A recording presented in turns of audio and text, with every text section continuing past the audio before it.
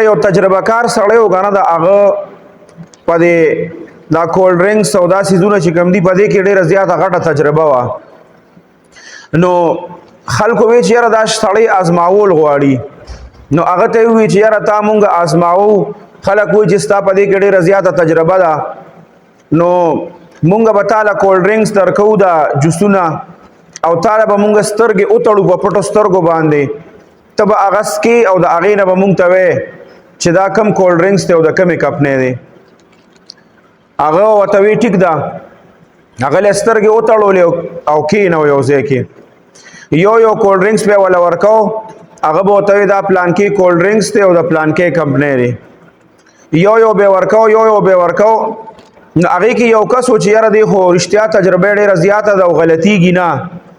نو اخره کې داسې چل وکړه چې هغه 5-6 کولډ ډرینکس چې وي هغې ټولې را یو ځای کړې او لږ لږ یې په یو ګیلاس کې واچو او هغه یې وله ورکړه په ګیلاس کې. اوس 5-6 یا 8 کولډ ډرینکس چې را یو ځای شي نو د هغې به څه ذایقه جوړه شي. نو هغې چې وله کله ورکړه نو هغه به ترې ګوټ وکړه او داسې ذایقه به یې وله چک کړه خو ذهن به یې نه راغسته چې دا کم کولډ ډرینکس دی او کومه کمپني ده.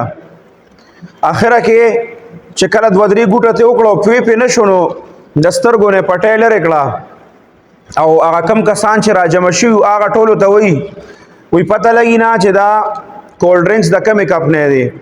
خو دا درته زه شرطیاً دا خبره کومه که دا د هرې کمپنۍ خو دا به ډېر وخت چلیږي نه ځکه چې 8 ذایقې را یو ځای شي په یو ځای باندې نو د هغې نه خو څه عجیبه غوندې ذایقه جوړه شي. د هغې نه خو اکثر دومره څښه او خرابه ذایقه جوړه شي چې هغه بیا سړی څکلی هم نه شي.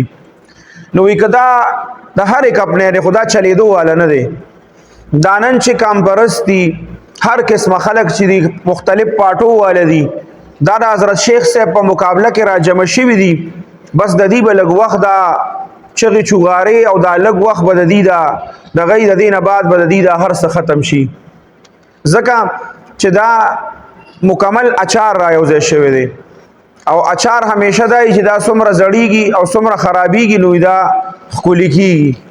نو دا اچار چې کوم دی دا یو ځای شوی دی نو دا مکس اچار دا چې خراب شي نو دا به ښکلي کېږي نه انشاءالله. دا د علماو ازار به وخي دا به ټول په خپل یو بل پسې بنخلي ده او د دې ماضي که تاسو ګوره دا ټول په یو بل پسې نښتیم دي یو بل پسې هغه کنځلو وینا دي کړي دي که نه.